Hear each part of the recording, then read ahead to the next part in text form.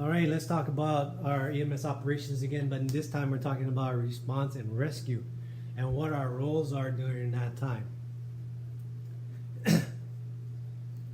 Our role is to make sure that we can treat our patients, whether they're medical or a trauma patient or both. And we want to make sure that we're there to provide the medical support for all entities that are responding to these incidents with us. So if we're there at a fire, we need to make sure that we're able to medically monitor those going in and out of the zones. If we're at a mass casualty, that we want to be able to treat everyone there, including those that are still mitigating the incident. If this is something greater, like a chemical or a large incident, that we're there to help those rescues that may go into the hot zones, that we have corridors set up to extricate and bring out our responders so that they can get immediate attention and treatment transport to our local line areas. Now, it all depends on what our response roles will be in this rescue is based on your skill set. So now if you're a skill set and you're a rescue man, you are trained to do so, and that is your primary role for that day, your skill set would be such. Your skill set is in law enforcement, yours would be as such. For us, you are the medical responding element. They're going to look to you for the knowledge and experience and advice on what to do and how to handle the patients, and best to clear that scene of all patients there, including all responding elements and roles and individuals there. You need to make sure that the scene is safe for everyone that's occupying that incident in that roles. And if you have rescues that are ongoing, that there's some type of safety built in for the rescuers that are going in. If we have a crew that's going in, we want to have secondaries. And this may be written protocols already, that we're not necessarily have to be a watchdog for these, but we should be, at least you should know that they are set in place so that if something should happen, we can go in and get our rescuers that went into these hot zones or warm zones to get our patients up. Now look at our overall hazards and environments. And in most cases, we can start to extract what we're putting our rescuers in harm's way. So to say what type of environment we're putting and asking them to enter, and what type of hazards that they will have to mitigate while going into this environment.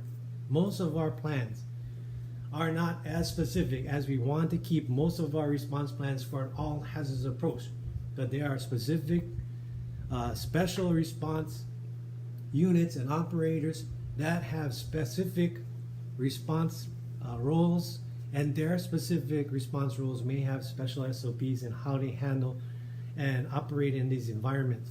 We may not know them, but we need to be able to understand their role there and what we may need to do medically to support their response activities.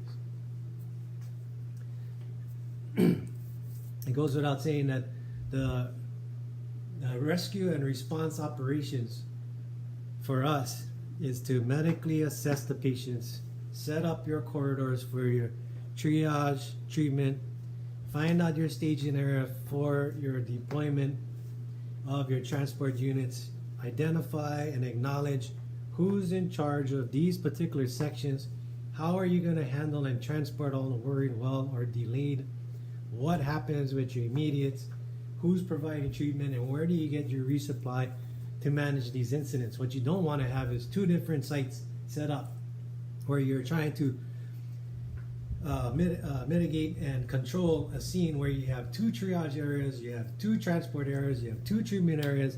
It becomes extremely difficult. Now think about this, that if you also have operations, your air operations involved in this, that air operation will have to be staged much further on down where you have your initial triage site. You need to be flexible, because knowing the environment, your environment can change, and then you may be asked to move your treatment, your triage areas, your corridors, and move them out or further away from the actual incident. So be flexible, Know your response capabilities, know your response roles. When you are placed in this response role, if you have multiple roles that you play, remember what you are assigned to do on that day. And if you are the medical responder and you are the entity to provide the medical expertise for your MCI, play and stay within that management role only.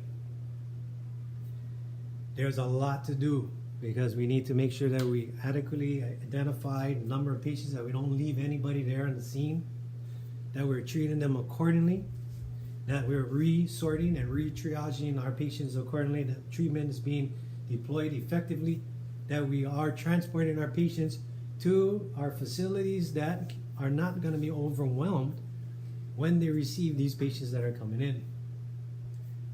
This goes back to having enough training and plans in place prior to us actually having an actual incident. So we'd like to do a lot more drills, and we'd like to pre-plan and do tabletop exercises, and then maybe deploy these tabletop exercises into more of a type of field type of exercise, and then learn from our field and tabletop exercises as far as our capabilities and how we can build and make these capabilities more robust.